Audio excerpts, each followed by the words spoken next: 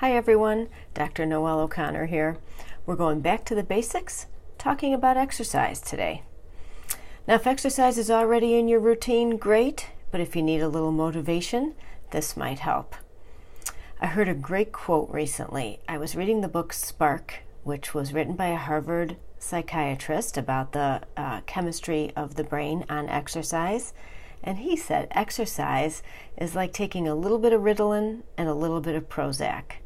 So a little bit of calming and a little bit of mental focus. That's what exercise does to the brain, he said.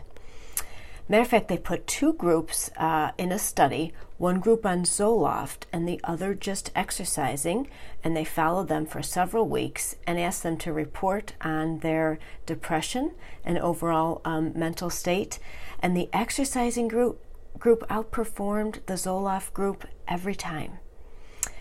You know, we don't hear about these studies that much because you can't really put exercise in a bottle and market it.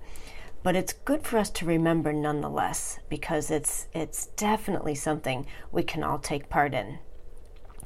Now we know it's good for our heart. The American Heart Association added lack of exercise as a risk factor for heart disease not too long ago. And for our own bodies, we know this. Again, not only does it increase circulation, but it stretches our muscles and ligaments, it lubricates our joints, and really, if you're looking for the fountain of youth, I think exercise is it. I mean, it maintains our mobility and our range of motion, and those are things we just don't want to give up as we get older. So what's the best exercise? Well, really, any exercise that you're willing to do. We could talk about swimming and tell you how great it is, that it works every muscle in the body and is non-weight bearing. But if you're not much for swimming like I am, then it's really pointless.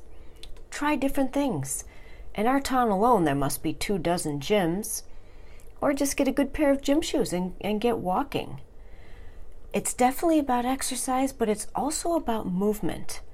When we look at other countries that definitely outlive us and are almost healthier than we are, many don't have a lot of formal gyms. They're just simply moving somehow.